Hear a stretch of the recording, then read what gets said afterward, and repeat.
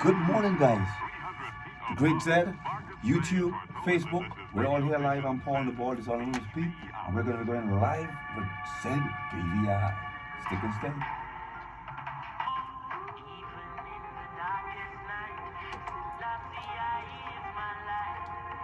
It's going to be good. You know, once Miss P is here, she doesn't drop the ball. She like we had to drop the ball sometimes. She doesn't drop the ball.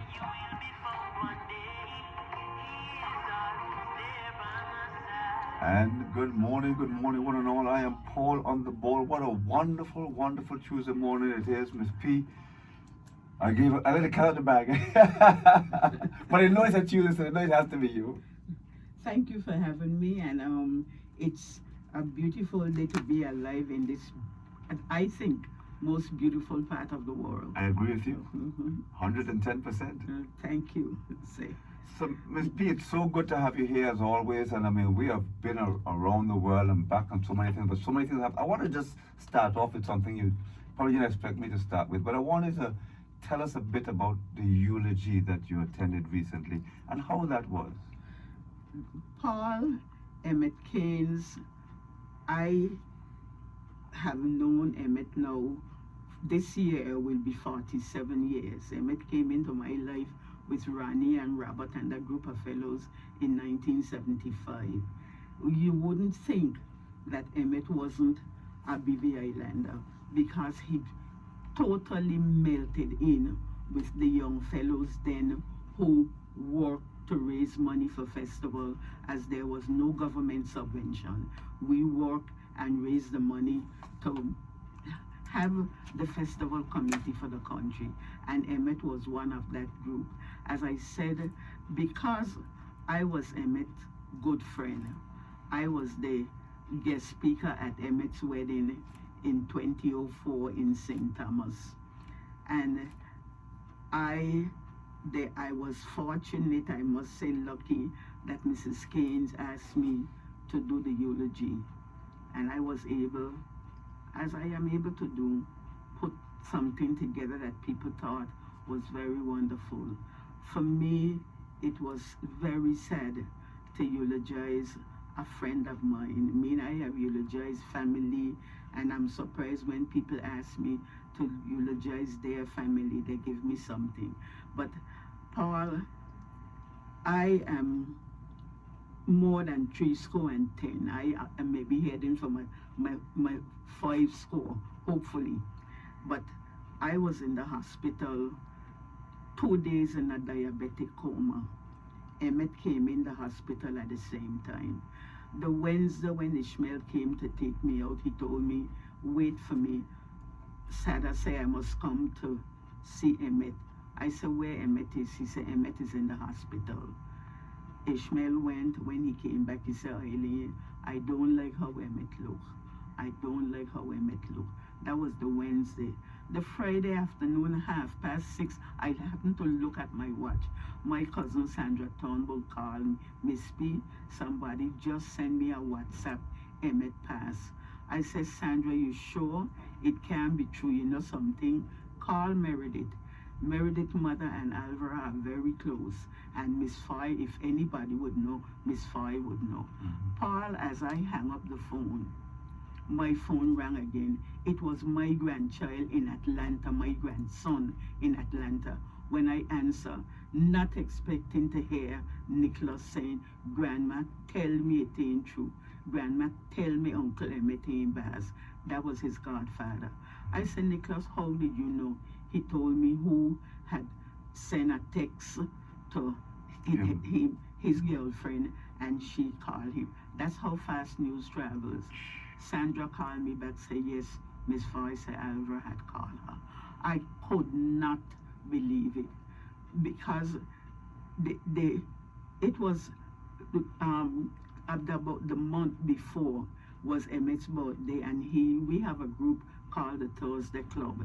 And to me, it was so fortunate that for his birthday, the last Monday in the month, the Thursday, we kept a function where we invited his family, friends, and of other friends that came, and there the Thursday, they had a very good time. And people remarked that he wasn't as jolly as he used to be. 1 month later, that young man was gone. It is totally unbelievable that the Emit that I knew for all these years, as I said in the eulogy, when I eulogized him, I have 3 precious grandchildren, and Emit is godfather to the 3 of them from I believe Nicholas was Emit's first godchild, for he was a young man. I knew Emit 75, Nicholas was born 85, and Emit would have just come to the country, and he was such such a lovely person. The Emit that I knew was such a lovely person. I tell you, he became one of my precious friends, with, of course, being in the festival committee, and then became my friend. He would come to my home. I got him the job in the cultural center because I was on the committee there. When he got the job in the college, I was working at the college.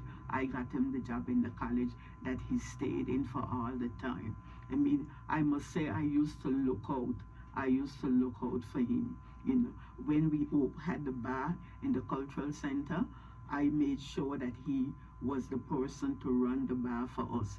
The same thing on the softball field. I was the softball secretary. I made sure he was there to run the bar for us. And then he brought in chicken legs, and then he brought in his famous chicken pilau. I mean, when I called my one granddaughter to tell her that Uncle Emit had passed, the first thing the girl said, "Glad Grandma, Uncle Emit used to make the best chicken pilau in the country." That was her reaction to that her godfather had passed. But I was very, as I told my friend Miss Moore, who went to the funeral, I said, "Miss Moore, you don't say funerals are good, but this one was superb." Not only was the church beautifully decorated, I've never seen so many wreaths, and the pre-service was so beautiful. Emit had a good send-off, and the church was packed to the rafters, and there was a tent outside. I know he had known so many people. These people are going to take a pause for a cause here. So for those of you listening, stick and stay. We'll be right back. I'm here with the Honorable Miss Eileen Parsons. This is the Paul and the Ball in the Morning Show. Stick and stay. We'll be right back.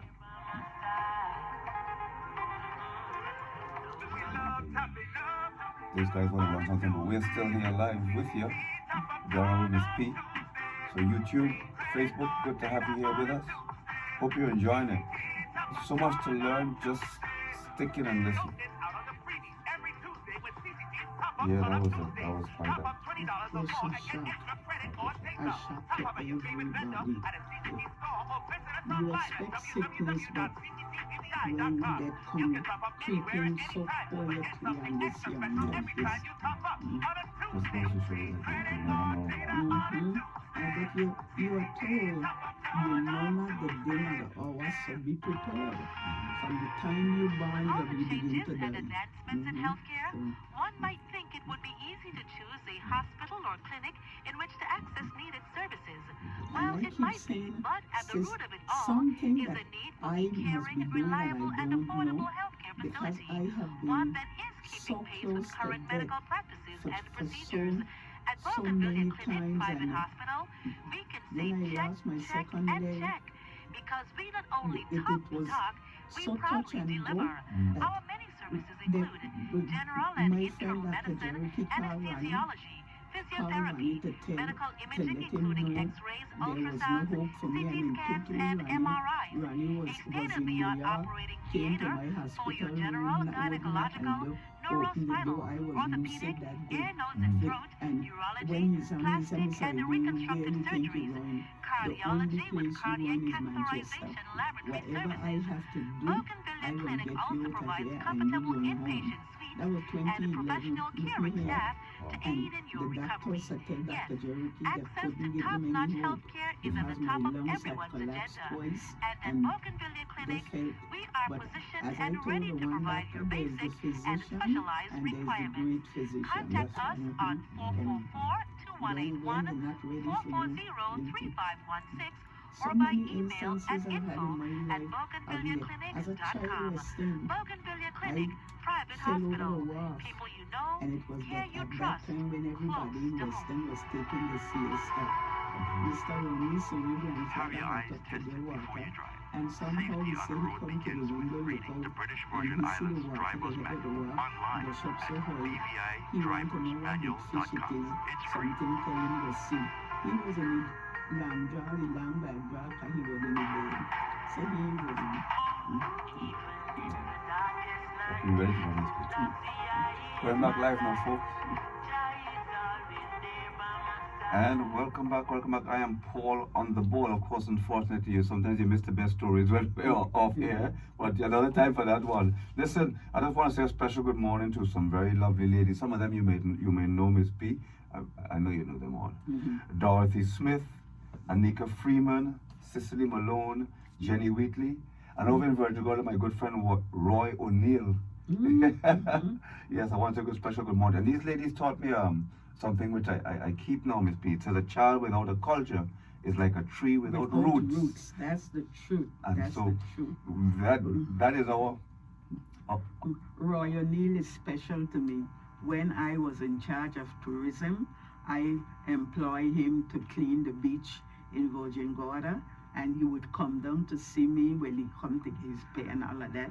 But I've known him from then, so if he's listening, good morning, Roy, if he's listening. And teacher Jenny and I work as teachers together for years in the post-primary school. At least I must say I had the pleasure, because I was a younger teacher than Jenny. I had the pleasure of working with her from, I think, 59 to when I left at the end of the school year, 64. And I had the pleasure of working with Jenny. We were handpicked, selected by Norwell Harrigan for this new program, the post-primary program. And teacher Cicely, I've had the pleasure of working with her too. When I was cultural officer, I was able to give her a plat pole and ribbon and a plat pole instruction book and so forth.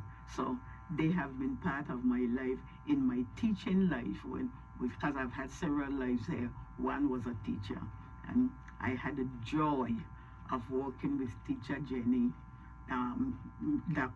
today's Dr. Quincy Letsom, a girl, Eleanor Blyden, of blessed memory, Dr. Harrigan's daughter, Althea, today's Dr. Joel Stevens, he was just Joel then, and Ilurima. We all were teachers in the post-primary program, which was a very wonderful program for children who unfortunately were not allowed into the then secondary school. Mr. Harrigan said we would teach them whatever they would have learned in secondary school. The only thing we didn't have were the science labs, but we had everything else. I taught them dressmakings, and a couple of those kids tell me they live in St. Thomas, and teacher Eileen, all I do is I sew for a living. You taught me to sew, and I sew for a living. Shirley Penn, she said, teacher Eileen, I don't buy clothes.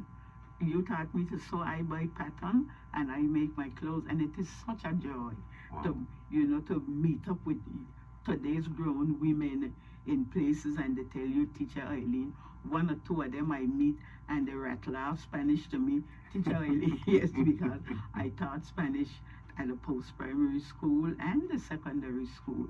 Like, one day I met a young lady, and she started to say the 23rd Psalm in Spanish. Yes, I had taught them the 23rd Psalm in Spanish, and she started, I could call her name Mrs. Adelfred, and she started to rattle off the 23rd. They always make me laugh. But Paul, in those days, it was a joy to be a teacher. The children wanted to learn, and it was heartrending to me that the secondary school, the principal would decide out of all the kids that passed primary 5, he would decide he's taking 5, and it's 5 boys. And he's taking 6, and it's 4 boys and 2 girls. I remember one year he said he was taking 6, and during the summer it was 2 girls and 4 boys. During the summer, the one girl, teacher Jenny's niece, got her green card, and we went and asked him to take this child who was number 7 in the primary 5 exam. He said, no, I was taking 6, and that is it. And I even reached down to the governor with that child name, and that child went to Maurice Titley to sell saltfish lard, 2 cent lard, and 3 cent sweet oil. Thankfully, she had the ambition, and she studied and passed her GED. And when I was in school, Florida, doing tourism work, she was in there, came to the same university, doing getting her degree in medical records, and she worked for the hospital until the time of her death. But she was denied a secondary education in her country. And I remember I was teaching at a secondary school when at a staff meeting I said, I am lucky to have gone to school in America where everybody is given a chance. And a teacher from Guyana said to me, Eileen, America educate the masses, and the masses are filled, well, he said, I will say donkey for decency, said the masses are filled with donkeys. In my country, that was the feeling then. So many children were denied a secondary education in the 50s and 60s, early 60s, until of blessed memory, and may the Lord forever bless him, Lavity Stout decided that whoever passed must get a secondary education, and he opened the comprehensive school that allowed children, all children who passed the primary 5, to go on to secondary school. We should set up a statue of Lavity Stout somewhere, whether out at the college or by the admin building or something, because it is thanks to him that not only did they get a secondary education, he handpicked the first 4 to go to the University of the West Indies before they were able to go all over as they do now, mostly to America. A lot of today's great in this country should say thanks to Mr. Stout for having the vision to open the secondary school, and then to better it, he decided to open the college. I remember I was cultural officer, and December 11, 1988, my phone rang, and his private secretary was saying, the premier wants to see you at 10 o'clock. It's a good thing my heart was good, for I had never been called to the premier's office, and I wondered what it is I said that got to the premier's ears, maybe something that wasn't so good. I was really scared. So I went to the then chief education officer, Mr. Elroy Turnbull, and told him I have been called to the premier's office. If I don't come back, you would know they send me home. And I went down, honestly, with a trembling heart. But this was highly unusual. I was now in my 4th year of being a cultural officer. I had never been called to the premier's office. And I went down early, and I asked his secretary what it is. She said she didn't know, and I know that she knew. Anyway, she said he was in a meeting, and I would sit and wait till he came out. Well, I knew the then Premier Lavity Stout. We all were little people, Zion Hill School, although he was in a higher grade than I was. And when he came out, the with 2 or 3 white men, they were in front. And when he saw me, he said, "Good morning, Lady I." He called me Lady Red. That's a story from Zion Hill School. And he told me, come in, take a seat. Well, I began to feel a little easy, for the greeting was quite cordial. Yes. And I remember Mr. Stout saying to me that day, December 11, 1988, Lady I call you here because I want a college for my people, and I am putting it in your hands to give it to me. I said, Mr. Stout, I don't think, and he stopped me. He said, I want a college for my people. I am putting it in your hands. Don't worry about money. Give me a college. He took me out of the cultural officer post January 1st, 1989, and the college opened its doors January 15, 1990, with help from everybody. And I tell you, many afternoon I went home stressed out because the amount of pushback we were getting. You will be amazed at the people who didn't, the BV Islanders who didn't want the college. One evening, a young man called me home to ask me where we gonna get people from to go to this thing you and Lavity putting up. I said, we graduate kids from school every year. And those are the ones we will send out there. Who can't afford to go away to school, we'll send them. And I tell you, when people would tell me, Eileen, the only person who think that thing is going to be a success is you. Why you don't let Lavity leave you, go back to being cultural officer? Eileen, you were doing a good job there. Why you let Lavity harass you? Okay, let's we're going to put a pause there. We're going to take a stay. We're going to pause for a cause. I'm pouring the ball here with the Honorable Eileen Parsons. We'll be right back. That's an amazing story. It was awful. It was, Hey guys, let me tell I you got a joke something for what you. we did. What did one Okay, ocean hold on. say to the other?